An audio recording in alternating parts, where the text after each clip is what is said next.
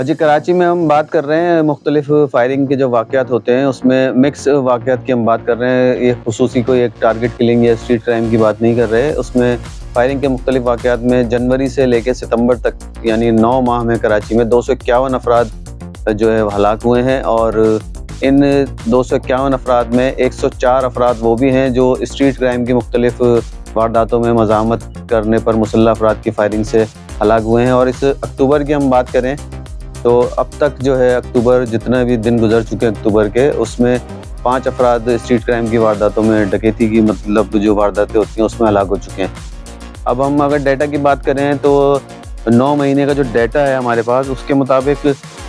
जो जनवरी में अफ़राद हलाक हुए हैं गोलियाँ लगने से, इसमें ये हम बता रहे हैं आपको मुख्तलिफ़ वाक़यात हैं, इसमें लड़ाई झगड़े के वाक़यात भी होते हैं, टारगेट किलिंग भी है, स्ट्रीट क्राइम भी है और नामालूम सिम से जो गोलियाँ लगती हैं लोगों को, वो कोई झगड़ा फसाद कोई इस तरह का होता है तो उसके वो वाले वाक़यात भी इसमें शामिल हैं। जनवरी में जो फायरिंग से जो 21 अफ़राद हलाक हुए कराची में और फरवरी में 35 अफ़राद हलाक हो चुके हैं, जबकि मार्च में 16 और अप्रैल में 20 अफ़राद। और इसी तरह महीने में की हम बात करें मई तो 28 अफ़राद जो है मई के महीने में भी जान से जा चुके हैं गोलियाँ लगने से। जून के महीने में 22 अफ़राद मारे गए हैं कराची में और जुलाई में 12 अफ़राद, इसी तरह अगस्त में 20 और सितंबर में सबसे ज़्यादा 77 अफ़राद जो हैं फायरिंग के मुख्तलिफ़ वाक़यात में हलाक हुए हैं। अब हम इसमें बात करें कि अमन व अमान की सूरत हाल में पुलिस का क्या किरदार है और पुलिस जो दावे करती है कि हमने इतने मुल्ज़िमान गिरफ़्तार कर लिए, रोज़ाना के हिसाब से उनकी प्रेस रिलीज़ें भी आ रही होती हैं पुलिस हुक्काम की जानिब से और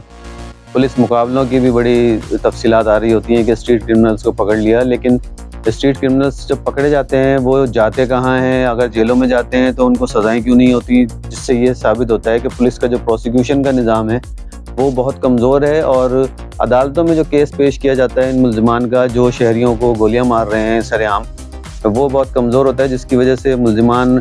अदालत तक तो जाते हैं लेकिन शवाहिद मजबूत नहीं होते। इसकी वजह से वो जेलों से और अदालतों से रिहा हो जाते हैं, उसके बाद दोबारा इसी तरह वारदातें कर रहे होते हैं। 104 अफराद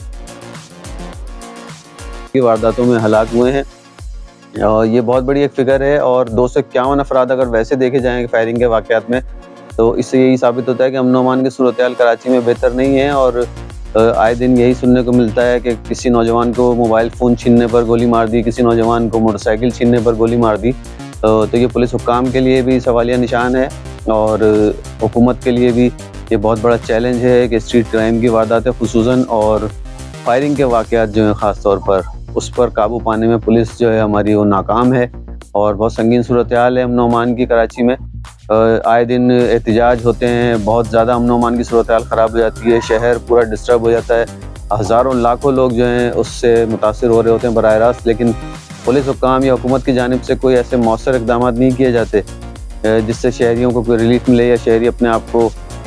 महफूज तसव्वुर कर सकें। अदम तहफ़्फ़ुज़ का शिकार हैं कराची के लोग, बाहर निकलते हुए ख़ास तौर पर रात के औकात में निकलते हुए लोग सोचते हैं, घबराते हैं, परेशान होते हैं।